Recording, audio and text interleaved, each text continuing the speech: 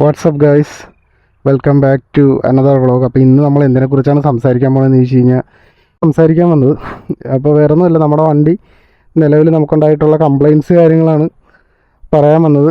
അപ്പോൾ നമ്മളിപ്പോൾ ഏകദേശം ഒരു 20,000 കിലോമീറ്റർ ആയിട്ടുണ്ട്. അപ്പോൾ നമുക്ക് നമ്മുടെ വണ്ടിക്കുണ്ടായ കംപ്ലയിൻറ്റ്സിനെ കുറിച്ച് ചോദിക്കാം. അപ്പോൾ ഇവിടെ എന്ന് പറഞ്ഞു കഴിഞ്ഞാൽ നമ്മൾ ഈ വണ്ടി ഇവിടെ കൊണ്ട് വെച്ച സമയത്ത് അവർ ഭയങ്കര കലിപ്പ്. അപ്പോൾ നമ്മൾ നേരെ വണ്ടി എടുത്തുകൊണ്ട് പോകാനായിട്ട് പോവുകയാണ്. കാര്യം ബാക്ക്ഗ്രൗണ്ട് നല്ലതായതുകൊണ്ടാണ് നമ്മളിവിടെ വെച്ചത്. ഓരോ എൻ്റെ പൊന്നു വെച്ച് വണ്ടി സ്റ്റാർട്ടാകാനില്ല.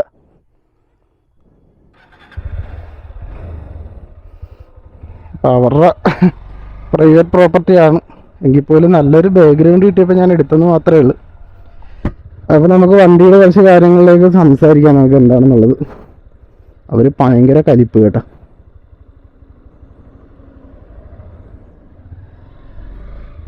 പഴയ തറവാട്ടുകാരാ, അതിൻ്റെ അഹങ്കാരം.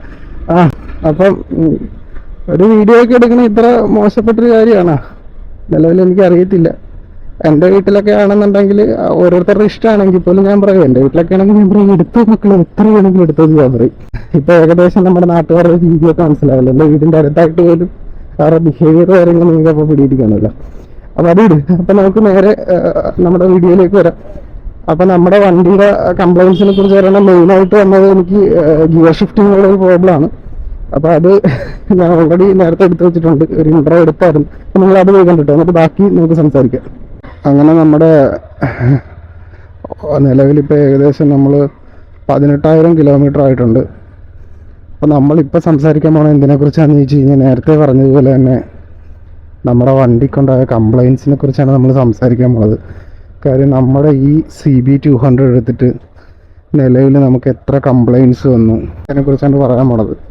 അപ്പം ഞാനിപ്പം വണ്ടി എടുത്തിട്ട് ഏകദേശം ഒരു 8 months അടുത്തായിട്ടുണ്ട്.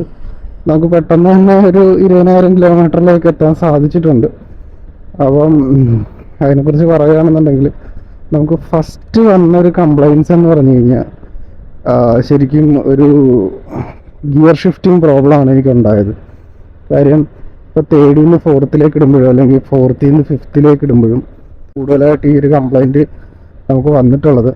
അതെന്താണെന്ന് ചോദിച്ചു കഴിഞ്ഞാൽ കള്ളം വീഴുക എന്ന് വേണമെങ്കിൽ നമുക്ക് പറയാം. അതായത് നമ്മുടെ ഈ 4th ഉം 5th ഇടയിൽ അല്ലെങ്കിൽ 3rd ഉം 4th ഇടയിൽ നമ്മൾ അപ്ഷിഫ്റ്റ് ചെയ്യുമ്പോൾ നമുക്ക് ന്യൂട്രലിലേക്ക് വരാനുള്ളൊരു സാധ്യത വളരെയധികം ഉണ്ടായിട്ടുണ്ട്. ന്യൂട്രലിലേക്ക് വണ്ടി, അതായത് കള്ളം ഗിയർ വീഴുക എന്നൊക്കെ നമുക്ക് വേണമെങ്കിൽ പറയാം. കള്ളം ഗിയർ അടിക്കും കിടക്ക്, അതായത് ന്യൂട്രലേക്കായിപ്പോയി അല്ലെങ്കിൽ നമ്മൾ ഡൗൺ ചെയ്ത് വണ്ടി കൈ കൊടുക്കുന്ന സമയത്ത് വണ്ടി കയറാതെ ഒരു ന്യൂട്രലായിട്ട് പെട്ടുപോകുന്ന ഒരു സീൻ നമുക്കുണ്ടായിരുന്നു. അപ്പം അങ്ങനെ ഒരു സീന് നിലവിൽ വണ്ടിക്ക് വന്ന സമയത്ത് തന്നെ ഞാൻ ഹോണ്ടയിൽ കോൺടാക്ട് ചെയ്തപ്പം എനിക്ക് കാര്യങ്ങൾ ഗിയറിൻ്റെ അവിടുത്തെ എന്തോ ഗിയർ ഷിഫ്റ്ററും കാര്യങ്ങളും സംഭവങ്ങളെല്ലാം നമുക്ക് മാറി തന്നിട്ടുണ്ട്. ഫോർഗ് ഇൻഡിക്കേറ്റർ ഇട്ടൊക്കെ ഒരു രസമല്ലേ ണ്ട്. എങ്കിൽ പോലും എനിക്ക് ചില സമയങ്ങളിൽ എനിക്ക് മറ്റേത് ഇടയ്ക്കിടയ്ക്ക് എനിക്ക് ഡെയിലി യൂസേജിൽ എനിക്ക് ഇങ്ങനെ പ്രോബ്ലംസ് ഉണ്ടാകുമായിരുന്നു. പക്ഷെ ഇതെന്ന് പറഞ്ഞു കഴിഞ്ഞാൽ എനിക്ക് വല്ലപ്പോഴും ഒരു ടൈമിലാണെങ്കിൽ പോലും എനിക്ക് ഇങ്ങനൊരു പ്രോബ്ലം ഉണ്ടാകാറുണ്ട്. ഇടയ്ക്ക് ചില സമയങ്ങളിൽ മാറി ഒരു ഒബ്വിയസ്ലി അവർ എനിക്ക് മാറി തന്നു. എങ്കിൽ പോലും എനിക്ക് ഗിയർ ഷിഫ്റ്റ് കാര്യങ്ങളിൽ ചെറിയൊരു ന്യൂട്രൽ ഇപ്പോഴും ചില സമയങ്ങൾ അപൂർവമായിട്ട് ഒന്ന് ടൈമിൽ വരാറുണ്ട്. ഡെയിലി യൂസേജിൽ വരാറില്ലെങ്കിൽ പോലും ചിലപ്പോൾ വീക്കിലാണെങ്കിലും ചില ദിവസങ്ങളിൽ നമുക്കിങ്ങനെ സംഭവിക്കാറുണ്ട്.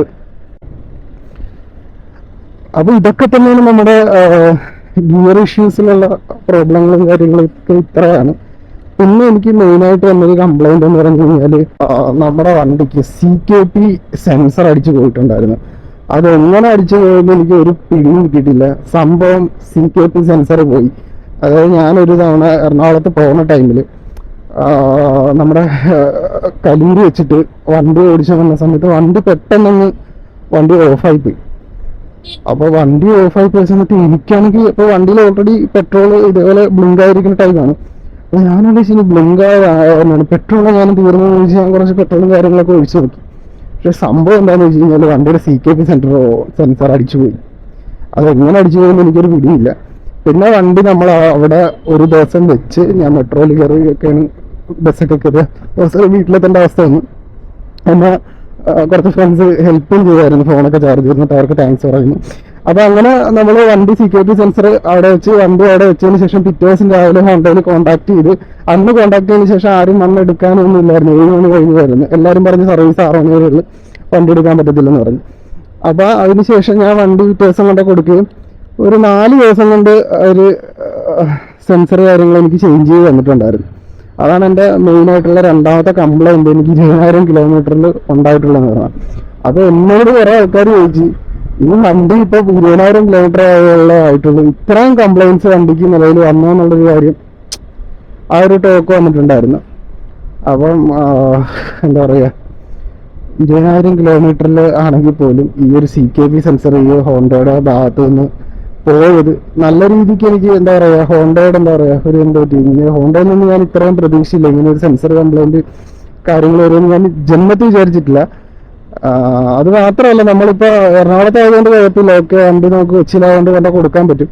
പക്ഷെ ഇൻ കേസ് വേറെ ഏതെങ്കിലും ഞാനൊരു ലോങ് ട്രിപ്പ് പോകുന്ന സമയത്താണെന്നുണ്ടെങ്കിൽ, അല്ലെങ്കിൽ ഒരു തമിഴ്നാട്ടിലോ അല്ലെങ്കിൽ വേറെ ഏതെങ്കിലും ഒരു സ്റ്റേറ്റ് ആണെന്നുണ്ടെങ്കിൽ ഈ സെൻസർ ഉപയോഗിക്കുമ്പോൾ നമുക്ക് എന്ത് ചെയ്യാൻ പറ്റും? ഭയങ്കര ബുദ്ധിമുട്ടായി പോകുന്നത്. കാര്യം ഒന്നും ചെയ്യാൻ പറ്റത്തില്ല. വണ്ടി സർവീസ് സ്റ്റേഷനിൽ എത്തിയിട്ടാണ് അവർക്ക് സെൻസർ മാറാൻ പറ്റുള്ളൂ. അത് അവർക്ക് കണ്ടുപിടിക്കാനും ടൈം വന്നു. അപ്പോൾ അവരെന്നോട് പറഞ്ഞൊരു റീസൺ എന്ന് പറഞ്ഞു കഴിഞ്ഞാൽ, വണ്ടിക്ക് എന്താ പറയുക, വണ്ടിയിൽ എന്താ വെള്ളം കയറി എന്നൊക്കെയാണ് അവർ പറയണത്.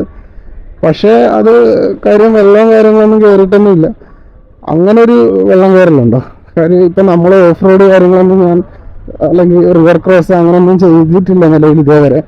ചെറിയ കാര്യങ്ങളൊക്കെ ചെറുതായിട്ടൊക്കെ പോയിട്ടുണ്ടെങ്കിൽ ഇതിനും മാത്രം സെൻസറിനകത്ത് വെള്ളം കയറാൻ മാത്രം ഭാഗത്തിനൊന്നും പോയിട്ടില്ല. നമ്മുടെ ഫുഡ് ട്രസ്റ്റിൻ്റെ മുകളിലേക്കൊന്നും വെള്ളം കയറാൻ രീതിയിലൊന്നും വണ്ടി കൊണ്ടുപോയിട്ടില്ല. അപ്പോൾ അങ്ങനെ ഒരു കംപ്ലൈൻറ്റ് എനിക്ക് വന്നിട്ടുണ്ടായിരുന്നു. പിന്നെ വന്നൊരു മേജർ സംഭവം എന്ന് പറഞ്ഞു കഴിഞ്ഞാൽ, ഇതെന്നെ കുറച്ച് കുഴപ്പിച്ചൊരു കാര്യമാണ്. സംഭവം വേറൊന്നുമല്ല, ഞാൻ വണ്ടി എടുത്ത് കുറച്ച് നാളുകൾ കഴിഞ്ഞപ്പോഴേക്കും, ഒരു ഫസ്റ്റ് സർവീസ് സെക്കൻഡ് സർവീസ് ഒക്കെ കഴിഞ്ഞ് കഴിഞ്ഞപ്പോഴേക്കും എനിക്കൊരു എന്താ പറയുക, ഒരു സൈലൻസറിൻ്റെ ഭാഗത്ത് നിന്ന് എന്തോ ഒരു ചിലമ്പടിക്കണ പോലത്തെ സൗണ്ട്. അത് ഞാൻ ഈ വീഡിയോയിൽ ആഡ് ചെയ്തിട്ടുണ്ട്.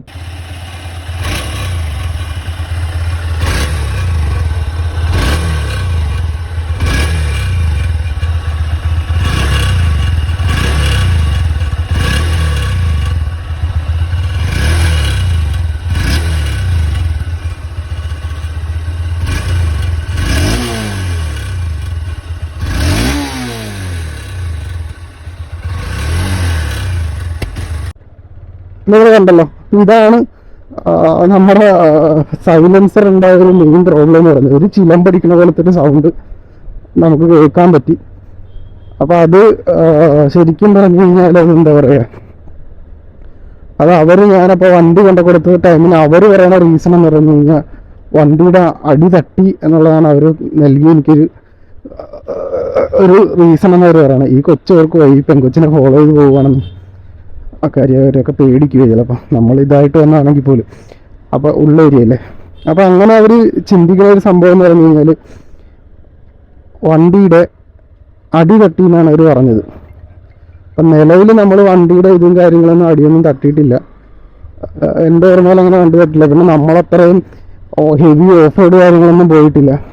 ആകെ ഒരു ഓഫ് റോഡ് പോയെന്ന് പറഞ്ഞു കഴിഞ്ഞാൽ, ശരിക്കും പറഞ്ഞു കഴിഞ്ഞാൽ ഒരു എന്താ പറയുക, കുന്ന് മറ്റേ ചെറിയൊരു മല വാഗമണ്ണിൽ കയറിയായിരുന്നു. അത് അടി തട്ടാൻ മാത്രമുള്ള കല്ല കാര്യങ്ങളൊന്നും അവിടെ ഇല്ലായിരുന്നു.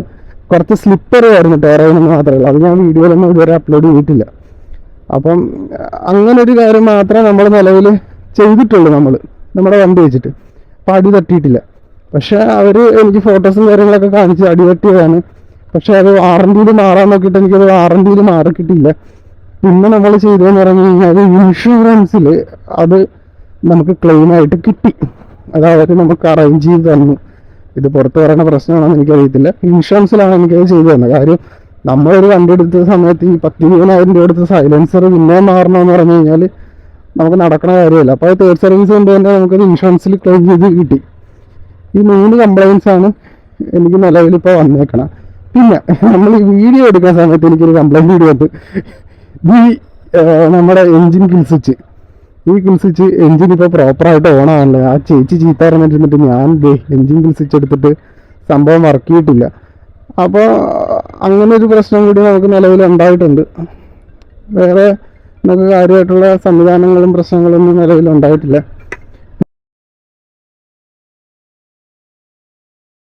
മെയിനായിട്ട് ഈ 3 കംപ്ലയിൻസ് ആണ് നമുക്ക് വന്നിട്ടുള്ളത്. മെയിനായിട്ടുള്ള വേറെ വണ്ടിയിൽ നിന്ന് കാര്യമായിട്ടുള്ള കുഴപ്പങ്ങളും കാര്യങ്ങളൊന്നും ഇതേവരെ ഉണ്ടായിട്ടില്ല 20,000 കിലോമീറ്ററിനുള്ളിൽ. ഇനി നമുക്ക് ഈ 20,000 കിലോമീറ്ററിൽ എത്ര കോസ്റ്റായി എന്നുള്ള കാര്യങ്ങൾ ഞാൻ നിങ്ങൾക്ക് പറയാം, സർവീസ് കോസ്റ്റ് കാര്യങ്ങൾ പറയാം. അപ്പോൾ ഇത്രയൊക്കെ പറഞ്ഞുകൊണ്ട് നമ്മുടെ ഇന്നത്തെ ഈ വീഡിയോ ഇവിടെ വെച്ച് വൈൻഡപ്പ് ചെയ്യാണ്.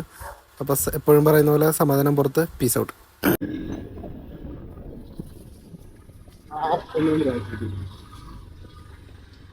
നമ്മുടെ സവാട ഇവിടെ ഉണ്ട്,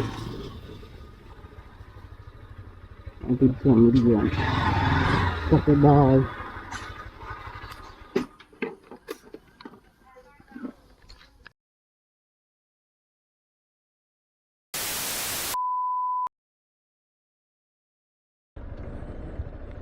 ഇവിടെ ആളൊക്കെ ഉണ്ട്.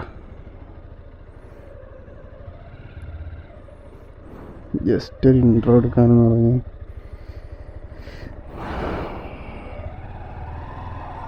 ചുമ്മാതിൻ്റെ ആദ്യമൊക്കെ വെച്ചിട്ട് ഇൻട്രോ എടുക്കാം. ഇത് നമ്മുടെ മറ്റേ ഫിലിം ഷൂട്ട് ചെയ്യപ്പോഴുള്ള സ്ഥലമാണ്. അഴകിയ രാവണൻ ഷൂട്ട് ചെയ്ത വീടാണ് നിങ്ങളിപ്പോൾ കണ്ടിട്ടിരിക്കുന്നത്. അപ്പോൾ നമുക്ക് ജസ്റ്റ് ഇവിടെ നിന്നൊരു ഇൻട്രോ എടുക്കാനുള്ളൊരു പ്ലാനിലാണ് ഞാൻ നിൽക്കുന്നത്. വീട് ബാക്ക്ഗ്രൗണ്ടായിട്ട് കിട്ടേണ്ട രീതിയിൽ.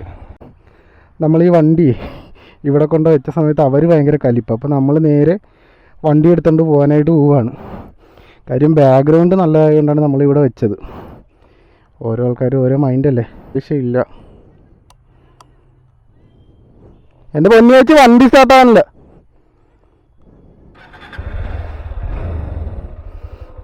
അപ്പോൾ അവരുടെ പ്രൈവറ്റ് പ്രോപ്പർട്ടിയാണ് എങ്കിൽ പോലും നല്ലൊരു ബാക്ക്ഗ്രൗണ്ട് കിട്ടിയപ്പോൾ ഞാൻ എടുത്തെന്ന് മാത്രമേ ഉള്ളൂ. അപ്പോൾ നമുക്ക് വണ്ടിയുടെ കുറച്ച് കാര്യങ്ങളിലേക്ക് സംസാരിക്കാം, നമുക്ക് എന്താണെന്നുള്ളത്.